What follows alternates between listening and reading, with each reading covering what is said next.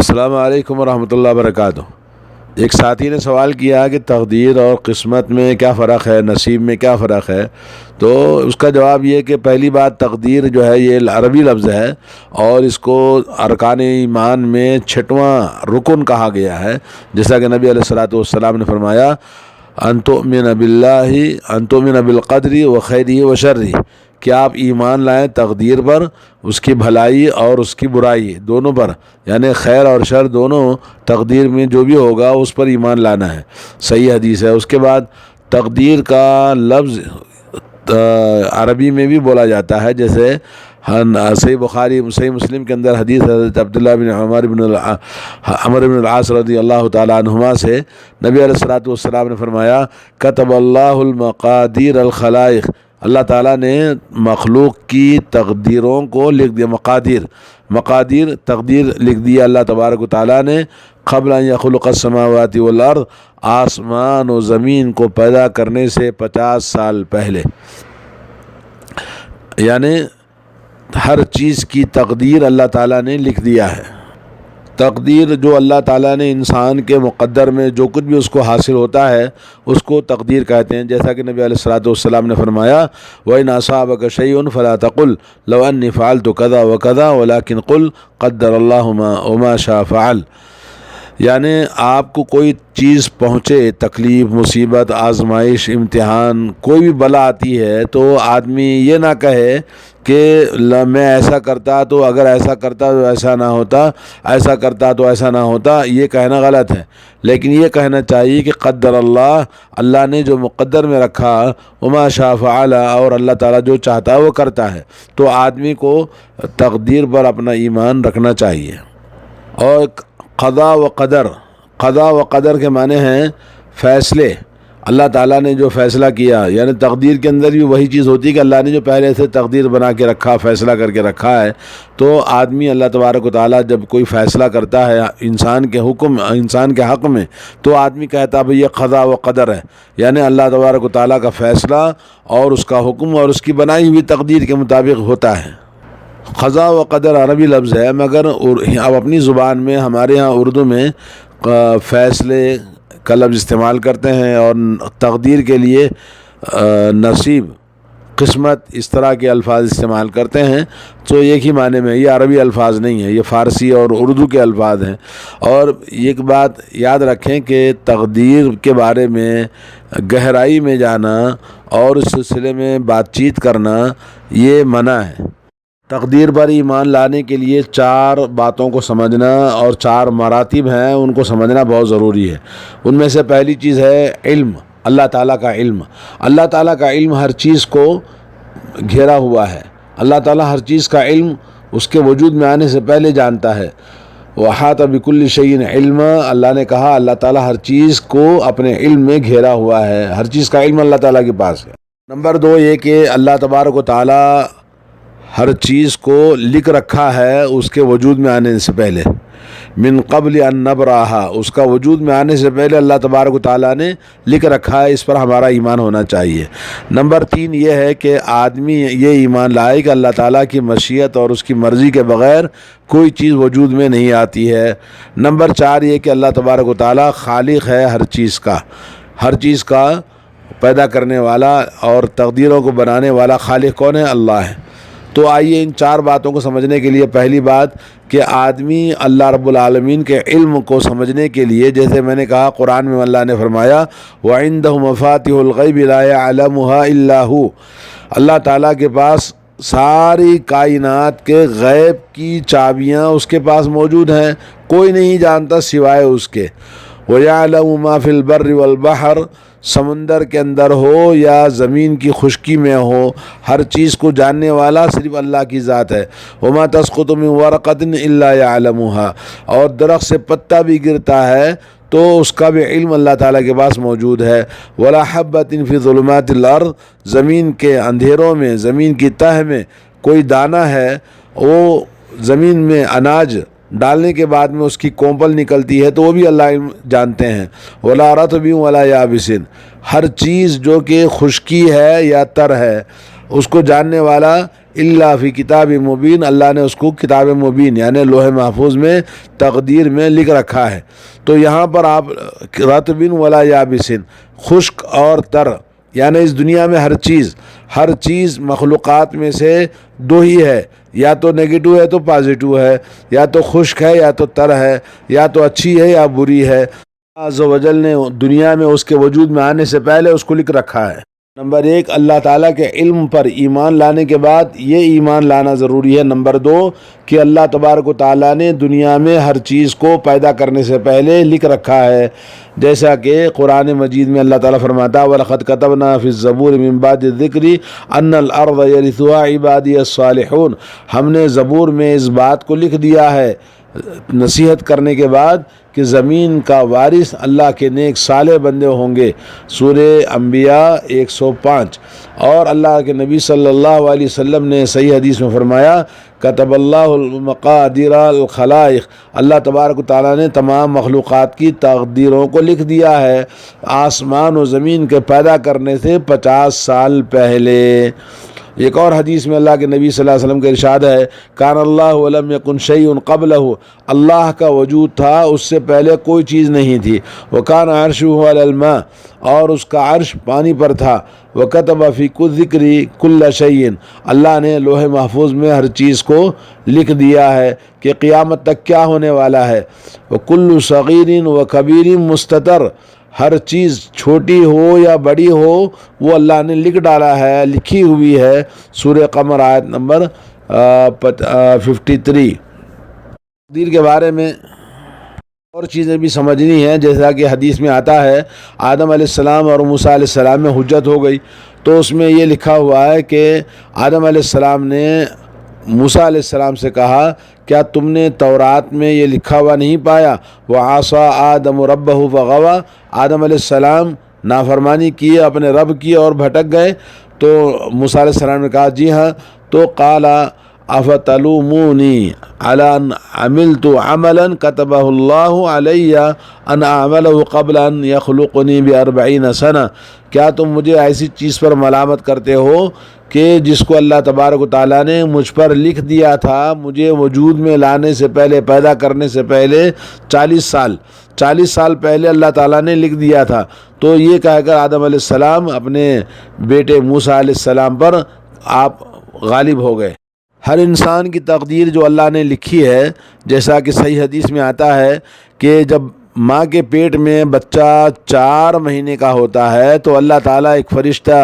روانہ کرتا ہے، ایک فرشتہ آتا ہے اور اس کے بچے کے اندر روح ڈالتا ہے اور 4 کلمات کو لکھ دیتا ہے کہ اس کا رزق کتنا ہے، اس کی عمر کتنی ہے اور اس کا عمل کتنا ہے، اور چوتھی چیز لکھتا ہے کہ وہ نیک بخت ہوگا کہ بدبخت ہوگا، یعنی اس کی تقدیر میں زندگی کے اندر جو کچھ بھی ہونے والا ہے اس کے لوح محفوظ سے فرشتہ لا کر اس کی ماں کے پیٹ میں جب پیدا ہونے سے پہلے ہی اللہ تعالیٰ لکھ دیتے ہیں۔ تو یہ تقدیر اللہ رب العالمین نے انسان کو کیا لکھا ہے یہ نہیں ہے پتہ، لیکن انسان کو یہ حکم ہے کہ بھئی آپ عمل کیے جائیں، آپ کو ملے گا وہی جو آپ نے عمل کیا ہے۔ آپ کی تقدیر پر قیامت میں فیصلہ نہیں ہوگا بلکہ آپ کا فیصلہ ہوگا آپ کے اعمال پر، تو اس لیے ہمیں تقدیر پر ایمان لانا چاہیے۔ لیلۃ القدر ہم کہتے ہیں تقدیر والی رات، اس تقدیر والی رات میں اللہ تبارک و تعالیٰ آسمان سے، جیسا کہ ایک رات، اس مبارک رات میں تمام سال بھر میں کیا ہونے والا ہے وہ جو اللہ نے لکھا ہے لوح محفوظ میں وہ زمین پر نازل ہوتا ہے، اور اس کو تقدیر قدر والی رات لیلۃ القدر کہا جاتا ہے۔ تقدیر کو سمجھنے کے لیے جیسے پہلے میں نے کہا کہ اللہ تعالیٰ کا علم، کہ اللہ تعالیٰ کے پاس وجود میں کوئی بھی چیز آنے سے پہلے اس کا علم اللہ تعالیٰ کے پاس موجود ہے۔ نمبر 2، اللہ تبارک و تعالیٰ نے سب کچھ لکھ رکھا ہے۔ نمبر 3 یہ ہے کہ آدمی اس بات پر ایمان لائے کہ اللہ تعالیٰ کی مشیت اور اس کے حکم کے بغیر کوئی چیز، اس کی چاہت کے بغیر کوئی چیز دنیا میں وجود میں نہیں آتی۔ کوئی حرکت ہو، کوئی سکون ہو، کوئی ٹھہری ہوئی چیز ہو، کوئی آگے یا کوئی پیچھے، یا کوئی چھوٹی چیز ہو یا بڑی چیز ہو، سب کچھ اللہ تعالیٰ کی مشیت کے بغیر کوئی چیز دنیا میں وجود میں نہیں آتی۔ تو ہمیں اس پر ایمان رکھنا چاہیے۔ وما تشاءون الا ان یشاء اللہ، تم جو چاہتے وہ نہیں ہوتا، جو اللہ چاہتا ہے وہی ہوتا ہے۔ قرآن مجید میں کئی جگہ پر اللہ تبارک و تعالیٰ نے یہ چیز بتائی ہے کہ آپ ہر چیز اللہ کی مشیت اور اس کے چاہت کے بغیر کوئی چیز وجود میں نہیں آتی۔ نبی علیہ الصلوۃ والسلام کو اللہ نے تنبیہ فرمائی سورہ کہف میں کہ وَلَا تَقُولَنَّ لِشَيْءٍ إِنِّي فَاعِلٌ ذَلِكَ غَدًا إِلَّا إِن يَشَاءَ اللَّهُ، کہ آپ یہ نہ کہیں کسی کو کہ جی کل میں وہ کام کروں گا، مگر یہ کہنا کہ انشاءاللہ۔ کیوں؟ اللہ تعالیٰ چاہے گا تو وہ کام ہوگا، اللہ تعالیٰ چاہیں گے تو آپ کریں گے، اللہ تعالیٰ چاہے گا تو یہ ہوگا۔ تو جو کچھ بھی ہوتا ہے وہ اللہ کی چاہت اور اس کی مشیت اور اس کی مرضی کے بغیر کوئی کام نہیں ہوتا۔ اور چوتھی چیز ہے کہ اللہ رب العالمین کے ایمان مراتب تقدیر پر ایمان میں سے کہ اللہ تعالیٰ خالق ہے ہر چیز کا، کہ خالق کل شیء، یعنی اللہ تعالیٰ نے فرمایا قرآن مجید میں کئی جگہ پر ہے، سورہ زمر میں اللہ نے فرمایا اللہ خالق کل شیء، اللہ تعالیٰ ہر چیز کا پیدا کرنے والا ہے، آیت نمبر 62۔ اور ایک مقام پر فرمایا ذالکم اللہ ربکم لا الہ الا ہو خالق کل شیء فاعبدوہ، ذالکم اللہ ربکم، وہ تمہارا رب ہے، رب وہی ہمارا پروردگار ہے، لا الہ الا ہوا، اس کے بغیر کوئی دوسرا مستحق عبادت نہیں ہے، وہ اکیلا عبادت کا مستحق ہے، اس کے ساتھ کوئی شریک نہیں کیا جائے گا، اس کا کوئی ساجھیدار نہیں ہے عبادتوں میں۔ اور اس کے بعد اللہ نے کیا فرمایا؟ خالق کل شیء، وہ ہر چیز کا پیدا کرنے والا وہی ہے، کوئی اور نہیں ہے۔ تو یہ چار چیزیں اہل سنت والجماعت کا جو ایمان ہے اور تمام مومنوں کا یہ ایمان ہے کہ اللہ نے فرمایا اِنَّا كُلَّ شَيْءٍ خَلَقْنَاهُ بِقَدَرٍ، ہم نے ہر چیز کو پیدا کیا ہے اس کی تقدیر کے ساتھ، تقدیر کے ساتھ اللہ نے ہر چیز کو پیدا کیا اور اس سے کوئی چیز خارج نہیں ہے۔ یعنی انسان کو یہ ایمان رکھنا چاہیے کہ اللہ تعالیٰ ہر چیز کو جانتا ہے، اس کے علم کے بغیر کوئی چیز نہیں ہوتی۔ دوسری چیز یہ کہ اللہ رب العالمین نے اس دنیا میں جو بھی کچھ بھی ہونے والا ہے وہ پہلے سے لکھ رکھا ہے۔ جیسے آج کل کورونا چل رہا ہے تو ہم سمجھ رہے ہیں کہ یہ کورونا کسی وجہ سے ہوا، نہیں، یہ اللہ رب العالمین نے پہلے سے مخلوق کے لیے لکھ رکھا ہے کہ ان کے گناہ، ان کے برائیوں کی، ان کے پاپوں کی وجہ سے یہ بلا آئے گی۔ اور نمبر 3 یہ ہے کہ اللہ رب العالمین کی مشیت اور اس کے چاہت کے بغیر کوئی چیز دنیا میں نہیں ہوتی۔ نمبر 4 یہ کہ ہر چیز کا پیدا کرنے والا اللہ وحدہ لا شریک، وہ اکیلا ہے، تو وہی چیز دنیا میں جو کچھ بھی ہوتا ہے آدمی انسان کے اس کی اپنی مرضی سے کچھ نہیں ہوتا، سب اللہ کی مرضی سے ہوتا ہے۔ تو انسان کو اس پر ایمان ہونا چاہیے، یہی نصیب ہے، یہی تقدیر ہے، یہی قسمت ہے۔ یہ جو کہا جاتا ہے کہ جو انسانوں کی موت ہوتی ہے کہ انسان مر جاتے ہیں اس کو اجل کہتے ہیں، بولے اجل آ گیا اور اجل کے مطابق ہوتا ہے۔ قرآن مجید میں اللہ رب العالمین نے فرمایا کہ هو الذی خلقکم من طین ثم قضى اجلا واجل مسمى عنده ثم انتم تمترون، کہا کہ وہی اللہ کی ذات ہے جس نے تم کو مٹی سے پیدا کیا، پھر اس کے بعد ہر چیز کی اجل مقرر کیا، یعنی اجل کے معنی وہی تقدیر۔ اور ایک جگہ پہ اللہ نے فرمایا لِكُلِّ أُمَّةٍ اجل، ہر امت کے لیے ایک اجل ہے، یعنی ایک وقت مقرر ہے۔ فَإِذَا جَاءَ أَجَلُهُمْ، جب ان کا وقت ختم ہو جاتا ہے، فَلَا يَسْتَأْخِرُونَ سَاعَةً وَلَا يَسْتَقْدِمُونَ، ایک گھنٹے کے لیے، ایک منٹ کے لیے بھی نہ ان کو چھوڑا جاتا ہے اور نہ ان کو آگے پیچھے کیا جاتا ہے۔ سورہ یونس کے اندر آیت نمبر 49۔ اور اسی طرح سے اللہ تبارک و تعالیٰ نے فرمایا کہ وَمَا كَانَ لِنَفْسٍ أَن تَمُوتَ إِلَّا بِإِذْنِ اللَّهِ كِتَابًا مُؤَجَّلًا، کوئی بھی انسان، کوئی بھی نفس اگر مرتا ہے تو اس کے مرنے کا اللہ کے حکم سے، جو کہ کتاب معجلہ، اللہ تعالیٰ کے پاس لکھا ہوا ہے، اس کا وقت کتنا ہے دنیا کے اندر۔ جیسے آپ کو بتایا کہ حضرت عبداللہ بن مسعود کی صحیح حدیث ہے کہ جس میں ماں کے پیٹ میں بچہ ہوتا ہے تو 4 باتیں اللہ تعالیٰ لکھ دیتا ہے کہ اس کا رزق کتنا ہے، اس کی عمر کتنی ہے، جی وہ نیک بخت ہوگا کہ بد بخت ہوگا اور کیا کام کرے گا۔ تو آدمی کا ایمان یہ ہونا چاہیے کہ وہ اللہ رب العالمین کی تقدیر پر اس کو ایمان لائے۔ اللہ تعالیٰ عالم الغیب ہے اور اللہ رب العالمین اس کائنات کا خالق ہے، اور اللہ رب العالمین اس کائنات کو ہر چیز لکھ رکھا ہے، اور اللہ رب العالمین کی مشیت کے بغیر کوئی چیز نہیں ہوتی ہے۔